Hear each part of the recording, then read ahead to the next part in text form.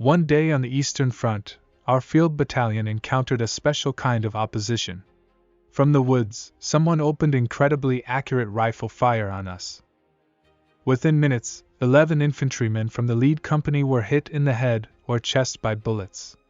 It was immediately clear these were snipers. Each of the surviving German soldiers squeezed as hard as they could into their cover without raising their heads. 2 company commanders, who stuck their heads out of their hiding places to look through binoculars at the surrounding terrain, paid for it with their lives. Russian burst bullets lacerated their skulls. Judging from the sheer number of accurate Russian shots, it was almost certain that the battalion had in all likelihood encountered an entire company of snipers. By that time German soldiers had only heard of such things, they had only had to face lone snipers. Without artillery and heavy mortars we were helpless. The enemy's fire rained down on us from the impenetrable green of the coniferous trees. Machine gun bursts in the direction of suspected enemy positions had no visible effect. But they were answered by accurate shots, which were fatal for those machine gunners who allowed themselves to stick out of cover even a little.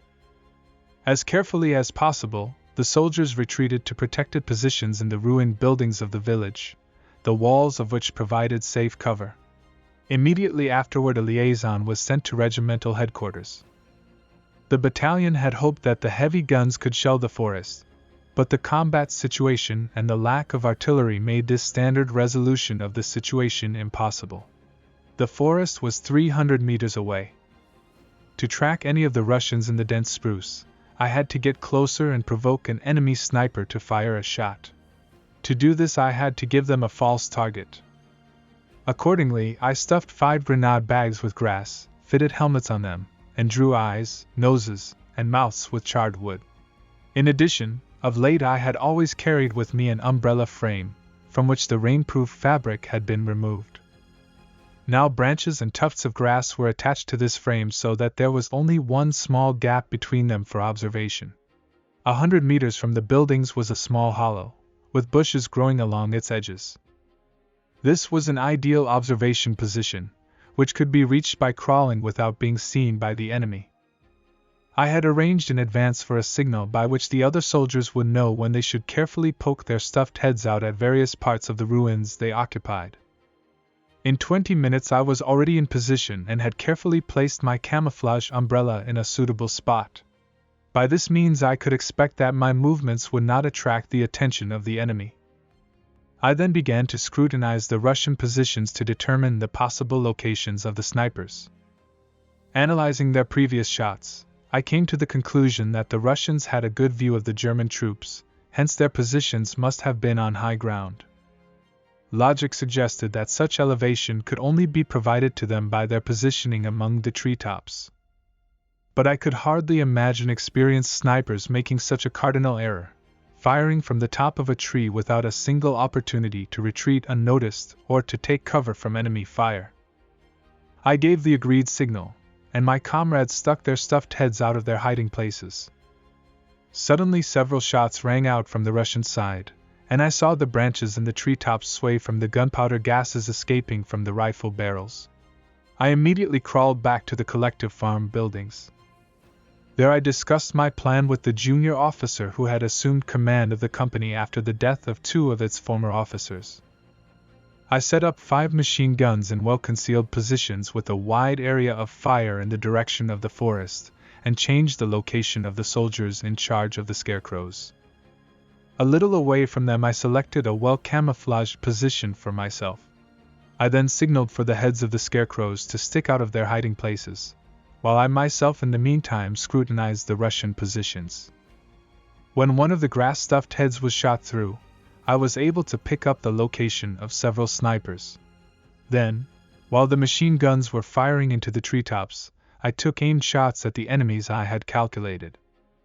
The machine gun bursts masked my fire perfectly. Acting in this way, it was possible to conceal the presence of a German sniper from the Russians for any length of time. The fact that the Soviet snipers had 5 times hit the enemy's heads, but were sitting in the trees, clearly indicated that they were good shooters, but lacked tactical experience. This eased my fear of the upcoming duel with a numerically superior enemy. My plan worked with almost frightening efficiency. As soon as a weed-filled head appeared, 1 or 2, and sometimes 3 simultaneous shots were fired. I would locate a place where tree branches were swaying, take aim and wait for a machine gun burst before firing and hitting one target after another. The Russians hit by my bullets fell from the trees like sacks. There was a quick change of positions, and the game began again. In just an hour I shot 18 enemy snipers in this way. After that the firing on the scarecrows suddenly stopped. It was about 5 o'clock in the evening. We waited another hour, but there were no more shots from the forest. Then the officer decided to move toward the trees. I and the machine gunners provided cover.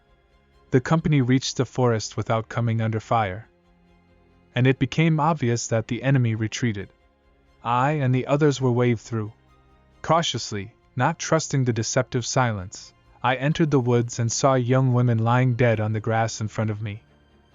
My comrades were collecting the arms and ammunition of the women who had been shot in the treetops, and suddenly shots rang out. One of them, who looked to be under 20, was lying face down on her rifle. The soldier bent over her and turned her seemingly lifeless body over to pick up the weapon. The girl's right hand lay inside her blood-soaked uniform jacket, which showed a hole from a bullet that had entered her right between the breasts. There was bloody foam on the Russian's lips. But when the German turned away from her to raise his rifle, the girl suddenly snatched a TT pistol from under her jacket and, wheezing, "Death to the Nazis," pulled the trigger. For my comrades, this incident was the first time they had to fight women. Standing over the lifeless bodies and looking at the broken young faces, they all experienced a strange feeling. The soldiers no longer hated the Russian snipers, and they were overcome with shame. But even if they knew everything in advance, they had no way to circumvent the law of war: kill or be killed.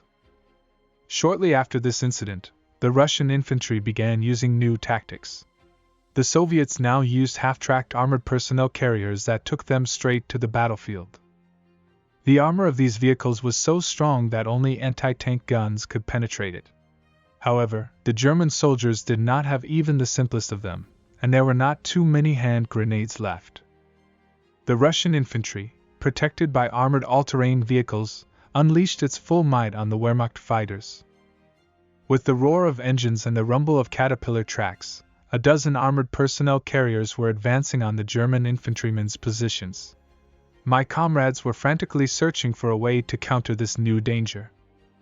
At the same time, the fact that the Russian infantry could immediately disembark from these vehicles at any moment if necessary, nullified the usual tactics of fighting tanks, in which soldiers used hand grenades. I looked through binoculars at the approaching all-terrain vehicles, searching for a weak spot.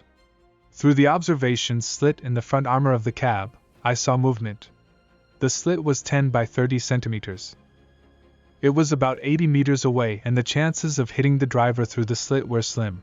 But it was the only way to stop the armored personnel carrier with a simple rifle. I kept a close eye on the approaching all-terrain vehicle, which had reduced its speed as it traversed the mud. I loaded my rifle with a burst bullet cartridge and twisted a cloak tent to serve as a rifle rest. Setting the rifle in firing position, I took aim. Despite the incredible tension, I breathed calmly and evenly. This had long since become a habit for me. The crosshairs centered on the target, and my right finger rested on the trigger.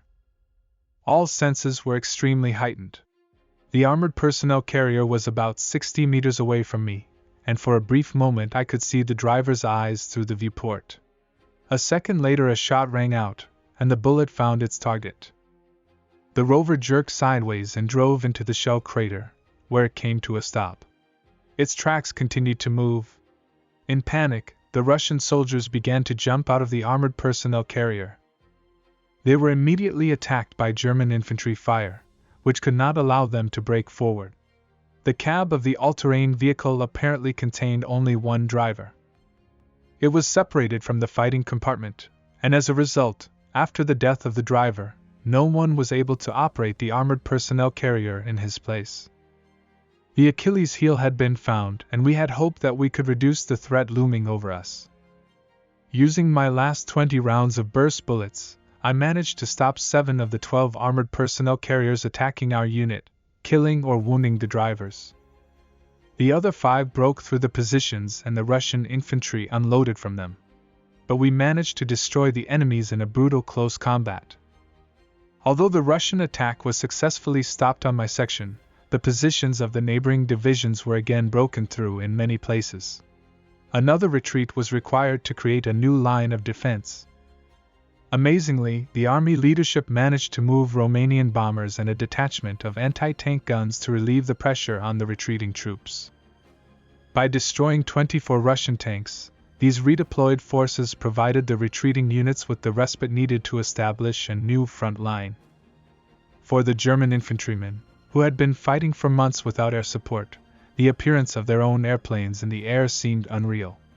But despite this, the main direction of the Russian offensive remained unchanged.